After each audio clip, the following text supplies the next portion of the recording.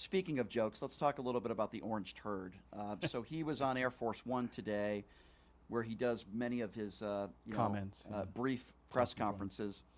And on the issue of food stamps, who's Donald Trump blaming? This might shock some of you. He's not taking any responsibility, not blaming the Republicans for anything. Yeah, that's right. Donald Trump is blaming the Democrats for millions of people in this country that are going to be losing their SNAP benefits. Have a listen to this. Stamps will stop being sent out on Saturday. The Department of Agriculture says they cannot tap into contingency funding to fund that. Is your administration food stamps, SNAP benefits?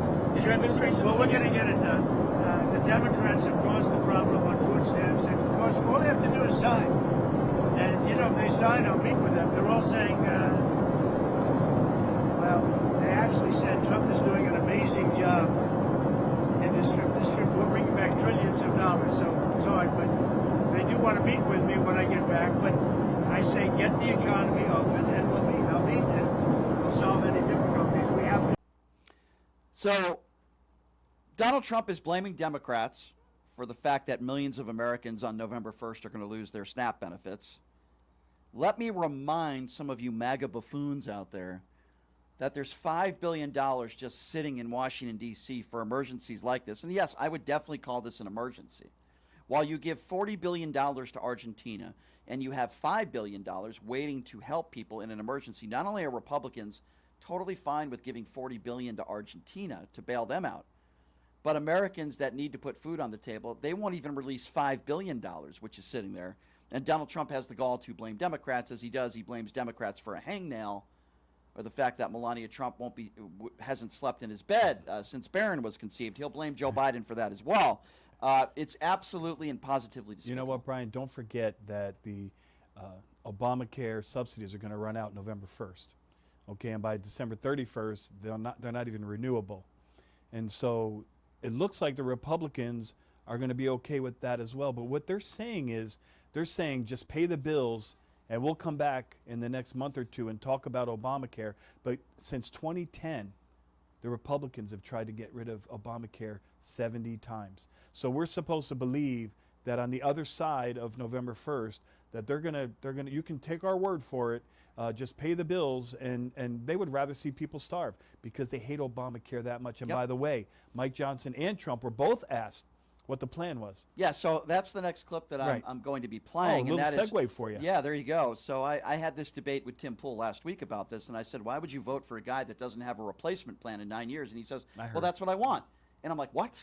Listen, he said he's doing the right thing by not doing anything. Right. First of all, ridiculous argument. Okay, how can you argue with that? Who says that? I don't even know what that is. But Donald Trump has been complaining, and MAGA Republicans have been complaining about Obamacare forever, since it was implemented. Now, listen, I'm not going to sit here and say that Obamacare is perfect. I'm okay with it. There could certainly make some improvements. But millions of Americans were able to get health care access because of Obamacare. So, again, in Donald Trump's first administration, he said the replacement plan was coming in 2 weeks. The replacement plan was coming in a month. He has no replacement plan. It's like when you complain about something, if you're a child, your mommy or daddy will tell you, well, what's your solution? What do you want to do for that? I'm going to run away. And then what are you going to do?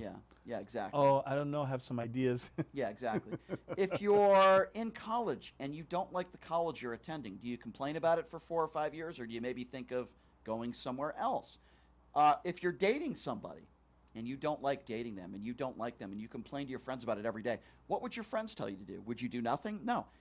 Break up, Brian, they don't and want, find somebody else. They don't want people to have, I'll say it, they don't want people to have health care coverage. They don't want minorities and poor people and people who can't afford it. They simply don't. Yeah. And what kind of people don't want the other people to have medical coverage? What kind of people don't care? The people that voted for Donald Trump. So this is what Donald Trump had to say about Obamacare and Air Force One. Have a listen to this. And this trip will bring back trillions of dollars, so it's hard. But they do want to meet with me when I get back. But I say, get the economy open, and we'll meet. I'll meet, and we'll solve any difficulties. We have to fix healthcare because Obamacare is a disaster. I mean, when you see the increases in Obamacare, it never worked. It never will work. And we can do something with the Democrats much better than Obamacare. Less money and better health care. And that's something I think that can come out of this.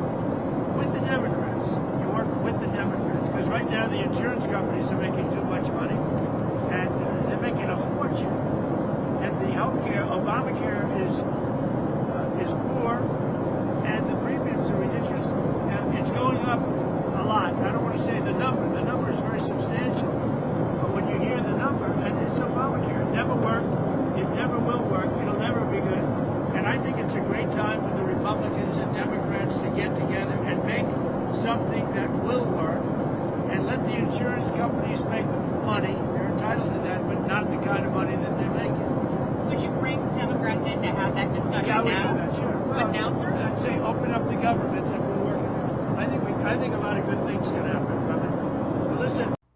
So he says work with the Democrats. First of all, they refused to work with the Democrats. The only meeting he had was with Hakeem Jeffries and Chuck Schumer with a bunch of MAGA 2028 hats that went nowhere. The Republicans refused to sit down and talk to Democrats, and that is why we are in the situation we are in now.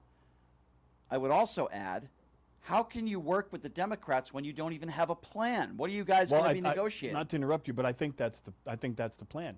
He's like, yes, I need to sit down and talk with them. But as soon as they say a good plan, you know what he's going to do? He's going to hijack it. He's going to hijack the plan, and he's going to say it was his idea. I think that's why he would meet with Democrats. Well, I repeat to once hijack again, the plan. There is no They plan have by the no Republican plan. Party. They have concepts. There is no plan to replace Obamacare. So how can you negotiate when you don't have a plan? You're the president of the United States. You guys are in the White House. You got the House and the Senate. You don't have a plan. It's the point that I tried to make to Tim Pool last week, and his only response was, well, I like it. You like the fact that you have someone who is supposed to be a lawmaker and the leader of the free world that doesn't have a replacement plan to something that he thinks is ruining the country? He talked about the regulations. He said Trump's taking off the regulations. But you know what the regulations do? They protect the poor. Right. They protect the minorities. They make sure that people are insured who can't otherwise pay $1,500 a month. That's the whole point. Correct. That's the whole point of the Affordable Care Act. And he says he's glad that they're taking the regulations off. Who says that, Brian? What kind of person is Tim Pool? It's really absolutely insane. Tim Pool. Some people call him that. But it really is absolutely insane. There is no replacement plan. And this is the last clip I want to play you from the Orange Man today. So we've heard from Donald Trump and members of his administration what a wonderful relationship Donald Trump has with Kim Jong-un. And we've heard from right-wing radicals out there that there has been no missile testing and everything's great and there's peace between us and North Korea. Well, guess what happened yesterday? I don't know. Maybe while the war in Ukraine it is have still been? going on, and there is no peace in the Middle East, the war is certainly not over they just there. bombed, or Israel just bombed the crap Correct. out of Gaza Strip. Correct. Donald Trump is asked about a Kim Jong-un test launching a missile earlier today. Donald Trump is asked about it, and listen to what Donald Trump's excuse is to this. Listen to this. Sir, what's your reaction to North Korea test launching a missile this morning?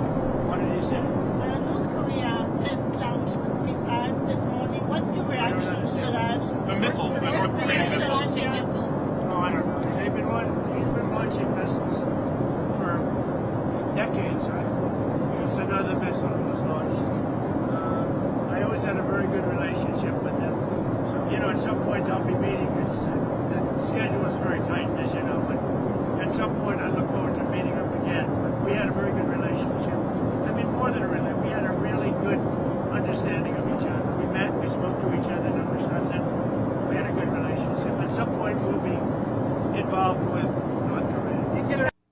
Okay, so first of all, Mr. President, the question wasn't about your relationship with Kim Jong-un. The question wasn't about the next time you were going to meet with Kim Jong-un. Launching missiles. The question was about missiles and missile testing.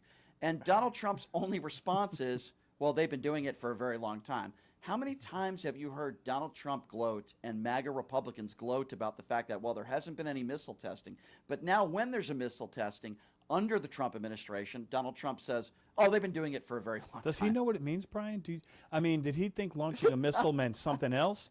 Because launching when he's test firing long-range missiles and they fall into the sea, that's the prerequisite to being able to launch a nuclear warhead. But that's the excuse. But does he know what that means? But It sounds like he he doesn't know. This is the same idiot who ran on, I'm going to end the war within 24 hours, and now I guess the excuse is, well, Putin's been doing this for years. Is that the excuse we're going to have? Is By that the way, excuse for everything? Thailand is also having military fighting, even though he has brought peace there. Yeah, well, listen, Donald Trump has ended 54 wars. Cambodia is occupied by a military right now, even though The Congo. I'm sorry, the Congo This is is what now drives me occupied by a nuts. militia, even though he made peace there. This drives me nuts, among many other things. But if this is going on under the Biden administration, I mean, if God forbid, if there's a balloon from China, They would have made a big deal. Uh, A balloon. They made World a War big deal. III. They were saying it's going to be World War III. He allowed a balloon Yeah, to but yet to go near Qatar Alaska. pilots will now have their own little. Oh, let's invite place. Qatar Yeah, to have yeah. their own military Yeah, base. yeah, And now that Kim Jong Un is launching missiles, or missile testing, I hope he's not launching missiles anywhere. But Fox News, OAN, and Newsmax, if Joe Biden was president, they'd be talking about this 24/7. It would dominate the news cycle. But under Donald Trump, not only will he not mention it, but Donald Trump will say, "Well, I have a great relationship with him. He's been doing this for years." So. Yeah, I mean, he So loves a stupid. dictator. Because he's in a North wannabe Korea, dictator, they that's starve why. they starve their people, right? Of In North course, Korea. of course. That's how they have enough money to do all the military and the nuclear testing and the missile testing. It's because they starve their people. Yeah, well, And he admires that. It says it all about Donald Trump because he wanted so much praise when that poor soul, Otto Warmbier, was sent back to America. This is the young man who destroyed a poster, and he was sent back, for lack of a better term, as a vegetable. And Donald Trump wanted praise for that. And then when Kim Jong Un on a world stage said, "I didn't have anything to do with it," Donald Trump believed him and said, "Well, I have no reason to not believe Kim Jong Un." He does the same thing with Vladimir Putin. It's so sick and it's so disgusting.